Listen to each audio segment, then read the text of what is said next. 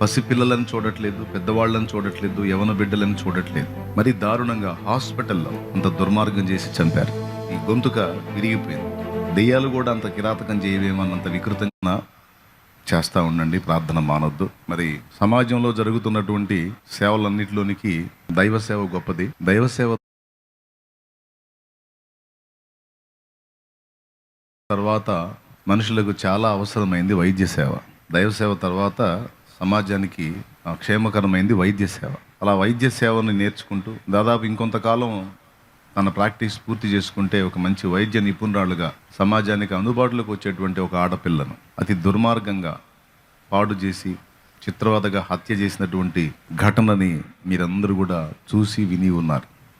ఈ నాగరికత పెరుగుతున్న నేపథ్యంలో సౌకర్యవంతమైన విలాసవంతమైనటువంటి అనుభవాలకు ప్రజలు వెళ్ళే కొద్దీ వస్తువులు కూడా ప్రజలకు అందుబాటులోకి వచ్చే కొద్దీ మనుషులు పశువుల్లా రాక్షసుల్లా మారిపోతూ ఉన్నారు.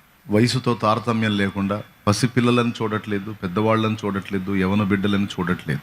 మరి దారుణంగా హాస్పిటల్లోకి వెళ్ళి హాస్పిటల్లో ఉన్న దీనురాల్ని అంత దుర్మార్గం చేసి చంపారు. మన కుటుంబాల్లో ఆడపిల్లలు ఉన్నారు. ఆ ప్లేస్లో మన ఆడపిల్లను ఊహించుకుంటే మనకి అన్నం పట్టదు, నిద్ర పట్టు, గుండె పగిలిపోయి అంత దుర్మార్గం చేశారు దుర్మార్గులు. నేను ఒక్కడనే అంటాడు వాడు, ఒకడు కాదు, అనేక మంది కలిసి ఆ బిడ్డను అంత దుర్మార్గం చేశారు.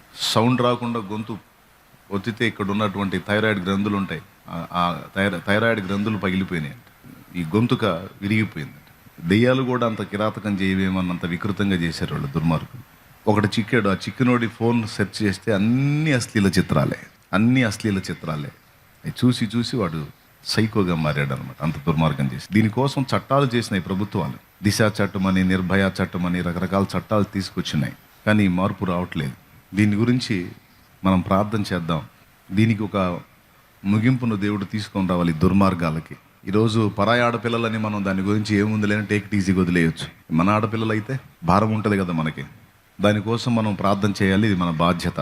అన్నిటికంటే ముఖ్యముగా మనుషులందరి కొరకును, రాజుల కొరకును, అధికారుల కొరకును ప్రార్థనలు, యాచనలు, విజ్ఞాపనలు,